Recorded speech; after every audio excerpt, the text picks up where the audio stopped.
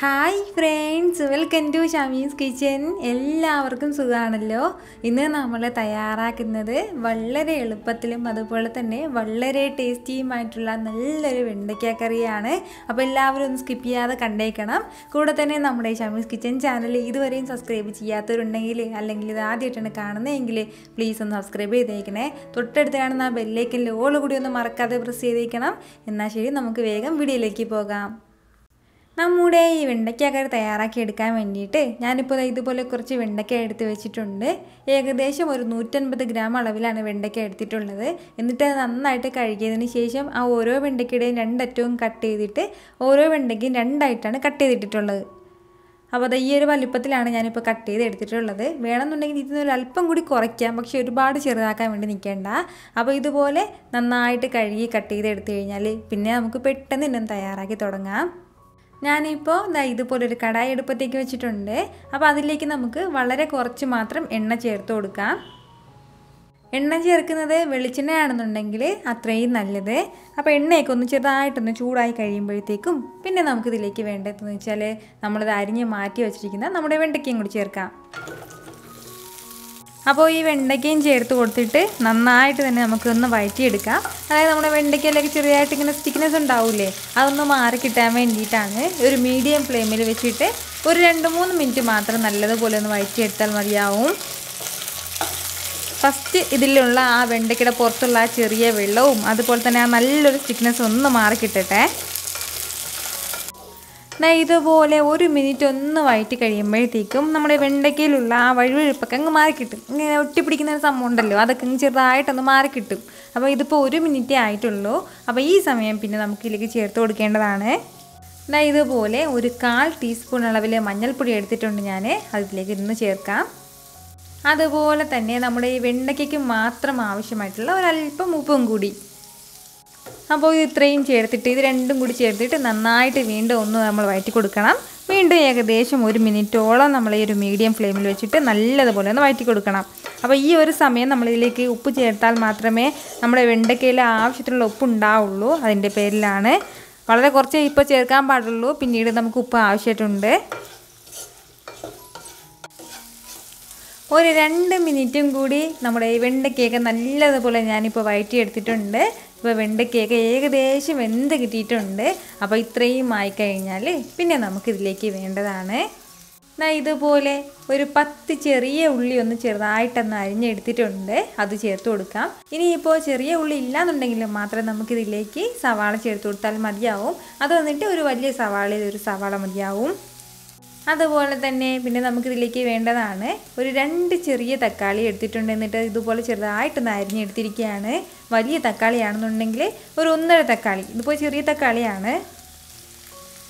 ഇത് രണ്ടും കൂടി ചേർത്ത് കൊടുത്തതിന് ശേഷം വീണ്ടും നന്നായിട്ടൊന്ന് വഴറ്റി കൊടുക്കണം. നമ്മുടെ ഈ തക്കാളിയൊക്കെ നന്നായിട്ടൊന്ന് വാടിക്കിട്ടണം. ആ ഒരു രീതിയിൽ മാത്രം ഒന്ന് വഴറ്റിയെടുത്താൽ മതിയാവും. ഫ്ലെയിം എല്ലാം മീഡിയത്തിൽ തന്നെ വെച്ചിരിക്കാം, കുഴപ്പമൊന്നുമില്ല. ലോ ഫ്ലെയിമിൽ ആക്കേണ്ട ആവശ്യമില്ല. ഇതുപോലെ വളരെ സിമ്പിളായിട്ട് എല്ലാം കൂടി ചേർത്തിട്ട് പെട്ടെന്ന് തയ്യാറാക്കി എടുക്കാൻ പറ്റുന്ന നല്ലൊരു വെണ്ടയ്ക്ക കറിയാണ്. ഇതുപോലെ കുറച്ച് സമയം ഒന്ന് വഴറ്റി കൊടുത്തപ്പോഴത്തേക്കും നമ്മുടെ തക്കാളി എല്ലാം നന്നായിട്ടൊന്ന് വഴണ്ടി കിട്ടിയിട്ടുണ്ട്. അപ്പോൾ ഇത് ഇത്രയും തന്നെ മതിയാവും. ഇനി വഴറ്റേണ്ട ആവശ്യമൊന്നുമില്ല. അപ്പോൾ ഇത്രയും ആയിക്കഴിഞ്ഞാൽ പിന്നെ നമുക്കിതിലേക്ക് ആവശ്യത്തിനുള്ള മസാലയും കൂടി ചേർത്ത് കൊടുക്കാം. മസാലയ്ക്ക് വേണ്ടിയിട്ട് ഫസ്റ്റ് നമുക്ക് വേണ്ടത് ഒരു 1/4 ടീസ്പൂൺ അളവിൽ മഞ്ഞൾപ്പൊടിയാണ്. അപ്പം നമ്മൾ നേരത്തെ മഞ്ഞൾപ്പൊടി ചേർത്തിരുന്നു, അത് വെണ്ടയ്ക്കയ്ക്ക് മാത്രമാണ്. ഇത് കറിക്ക് ആവശ്യമായിട്ടുള്ളൊരു 1/4 ടീസ്പൂണാണ്. ആകെ ഒരു 1/2 ടീസ്പൂൺ അളവിൽ മഞ്ഞൾപ്പൊടി വേണം. പിന്നെ വേണ്ടത് 1 ടീസ്പൂൺ അളവിൽ മുളക് പൊടിയും കൂടിയാണ്. അപ്പോൾ അതും ചേർത്ത് കൊടുക്കാം. അതുപോലെ തന്നെ ഒരു 1.5 ടീസ്പൂൺ അളവിൽ മല്ലിപ്പൊടിയും കൂടി.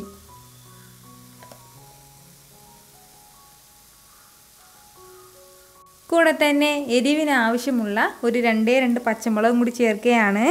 അപ്പോൾ നമ്മുടെ ഇത്രയും മുളക് പൊടിയിൽ ആവശ്യത്തിനുള്ള എരിവ് ഉണ്ടാവില്ല. അപ്പോൾ 2 പച്ചമുളകും കൂടി ചേർത്ത് കൊടുത്തതിന് ശേഷം വീണ്ടും ചെറുതായിട്ടൊന്ന് വഴറ്റി കൊടുക്കണം. ഫ്ലെയിം മീഡിയത്തിൽ തന്നെയാണ്. അപ്പോൾ ഈ മസാലയുടെയൊക്കെ ആ ഒരു പച്ചമണം മാറുന്നവരെ മാത്രം ഒരു 30 സെക്കൻഡ് മാത്രം ഒന്ന് വഴറ്റി കൊടുത്താൽ മതി കേട്ടോ. ഒരുപാട് സമയം വഴറ്റേണ്ട ആവശ്യമൊന്നുമില്ല.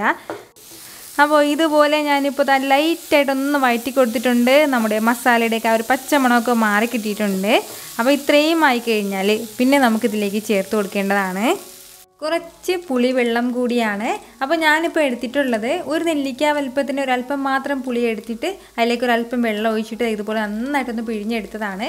അപ്പോൾ ഒരല്പം മാത്രം, കാരണം നമ്മുടെ തക്കാളിക്ക് നല്ല പുളിപ്പുണ്ടാവും, അതിൻ്റെ പേരിൽ ഈ ഒരു അളവിൽ മാത്രം മതിയാവും. അതുപോലെ തന്നെ പിന്നെ വേണ്ടതാണ് ഒരു 1/4 കപ്പിൽ നിന്നും ഒരല്പം കൂടി കൂടുതലായിട്ട് തേങ്ങ ചിരകിയത് എടുത്തതിന് ശേഷം കുറച്ച് വെള്ളം കൂടി ഒഴിച്ചിട്ട് നന്നായിട്ടൊന്ന് അരച്ചെടുത്തതാണ്. അപ്പോൾ നമുക്ക് വേണമെന്നുണ്ടെങ്കിൽ തേങ്ങ പാൽ മാത്രമാണെന്നുണ്ടെങ്കിൽ അങ്ങനെയും ചേർക്കാം, അതല്ലാന്നുണ്ടെങ്കിൽ നന്നായിട്ട് സ്മൂത്തായിട്ടൊന്ന് അരച്ചെടുത്തതിന് ശേഷം അങ്ങനെയും ചേർത്ത് കൊടുക്കാം. അപ്പോൾ ഞാനിപ്പോൾ തേങ്ങ നന്നായിട്ട് അരിച്ചെടുത്തിട്ടില്ല, ഇതുപോലെ തന്നെ ചേർക്കുകയാണ്.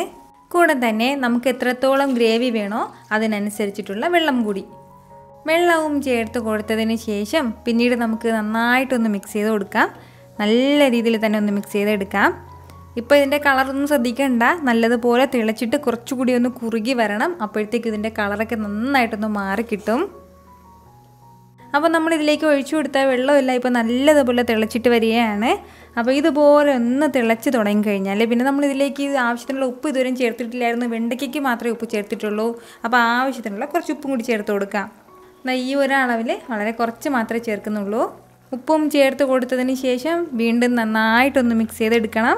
നല്ലതുപോലെ ഒന്ന് മിക്സ് ചെയ്ത് കൊടുത്തതിന് ശേഷം ഒരു 2-3 മിനിറ്റ്, ഏകദേശം ഒരു 3 മിനിറ്റ് എങ്കിലും നമ്മളൊരു മീഡിയം ഫ്ലെയിമിൽ വെച്ചിട്ട് ഇങ്ങനെ ഒന്ന് അടച്ചു വെച്ച് ഒന്ന് തിളപ്പിച്ചെടുക്കണം.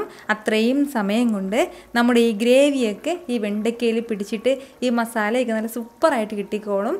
എന്നാൽ ശരി, ഏകദേശം ഒരു 3 മിനിറ്റ് ഇങ്ങനെ ഇരിക്കട്ടെ. അപ്പോൾ ഈ ഒരു അളവിൽ വേണം വെള്ളം വെച്ചിട്ട് നമ്മൾ തിളപ്പിച്ചെടുക്കാനായിട്ട്. അപ്പോഴും മാത്രമേ മീഡിയം ഫ്ലെയിമിൽ വെച്ചിട്ട് നമ്മൾ വറ്റിച്ചെടുക്കുമ്പോൾ കറക്റ്റായിട്ട് ഉണ്ടാവുള്ളൂ. എന്നാൽ ശരി, ഒരു 3 മിനിറ്റ് ഇതിങ്ങനെ ഇരിക്കട്ടെ. ഇതിപ്പോൾ ഏകദേശം ഒരു 3 മിനിറ്റോളം ആയിട്ടുണ്ട്. ഇനി നമുക്കിത് തുറന്ന് നോക്കാം. അപ്പോൾ ഈ ഒരു രീതിയിലാണ് നമ്മുടെ ഈ വെണ്ടയ്ക്ക കറി കിട്ടുന്നത്. നന്നായിട്ട് വറ്റിയിട്ട് വന്നിട്ടുണ്ട്. ഇനിയും വറ്റണമെന്നുണ്ടെങ്കിൽ വറ്റിക്കാം, കുഴപ്പമൊന്നുമില്ല. പക്ഷെ കറി വേണമെന്നുണ്ടെങ്കിൽ ഈ ഒരു രീതിയിൽ തന്നെ നമ്മളിത് എടുക്കണം. കറിക്കൊക്കെ നല്ല കട്ടിയായിട്ടാണുള്ളത്. അപ്പോൾ ഇതുപോലെ വേണം നമ്മൾ വറ്റിച്ചെടുക്കാനായിട്ട്. അപ്പോൾ ആ തേങ്ങ ഒഴിച്ച് നമ്മളെടുത്ത സമയത്തുള്ള ആ കളറൊക്കെ മാറിയിട്ട് ആ നല്ലൊരു കളറൊക്കെ കിട്ടിയിട്ടുണ്ട്. ഇത്രയും ആയിക്കഴിഞ്ഞാൽ പിന്നെ നമുക്കിതിലേക്ക് വേണ്ടത് ഇതുപോലെ ഞാനിപ്പോൾ കുറച്ച് താളിച്ചെടുത്തിട്ടുണ്ട്. കുറച്ച് വെളിച്ചെണ്ണയിലേക്ക് കടുകും കറിവേപ്പിലയും അതുപോലെ തന്നെ ചെറിയ ഉള്ളിയും ചെറുതായിട്ട് അരിഞ്ഞിട്ടെടുത്തിട്ട് അതുകൂടി താളിച്ച് നമുക്ക് ഇതിൻ്റെ കൂടെ ചേർത്ത് കൊടുക്കാം. ഈ ഒരു രീതിയിൽ നമ്മൾ താളിച്ചും കൂടി ചേർത്ത് കൊടുത്തു കഴിഞ്ഞാൽ നമ്മുടെ സൂപ്പർ ടേസ്റ്റി ആയിട്ടുള്ള വെണ്ടയ്ക്ക കറി ഇവിടെ റെഡി ആയിട്ടുണ്ട്. അപ്പോൾ ഉറപ്പായിട്ട് നിങ്ങളിതൊന്ന് തയ്യാറാക്കി നോക്കണം. ട്രൈ ചെയ്ത് നോക്കിയതിന് ശേഷം അതിൻ്റെ ഫീഡ്ബാക്ക് എനിക്ക് മറക്കാതെ ഒന്ന് അറിയിക്കുകയും വേണം. കാരണം നിങ്ങളുടെ ഫീഡ്ബാക്ക് കാണുമ്പോഴായിരിക്കും അത് മറ്റുള്ളവർക്ക് ഒന്ന് ട്രൈ ചെയ്ത് നോക്കാനുള്ള പ്രചോദനം ഉണ്ടാകുന്നത്. അപ്പോൾ നിങ്ങൾക്ക് ഈ വീഡിയോ ഇഷ്ടമായിട്ടുണ്ടെന്നാണ് എൻ്റെ വിശ്വാസം. ഇഷ്ടമായാൽ ഇതൊന്ന് ലൈക്ക് ചെയ്യാനും ഇത് മറ്റുള്ളവരും കാണണമെന്ന് ആഗ്രഹിക്കുന്നുണ്ടെങ്കിൽ നിങ്ങളുടെ ഫ്രണ്ട്സിനും ഫാമിലിക്കും എല്ലാവർക്കും ഒന്ന് ഷെയർ ചെയ്ത് കൊടുക്കാനും മറക്കരുത്. പിന്നെ നമ്മുടെ ഫേസ്ബുക്കും ഇൻസ്റ്റാഗ്രാമും കൂടി ഒന്ന് ഫോളോ ചെയ്തേക്കണേ. വീണ്ടും നല്ല ഉഷാർ വീഡിയോ ആയിട്ട് വരുന്നവരേക്കും എല്ലാവരും ഹാപ്പി ആയിട്ടിരിക്കുക, സന്തോഷമായിട്ടിരിക്കുക, എല്ലാവരും സേഫ് ആയിട്ടിരിക്കണം. Take care friends.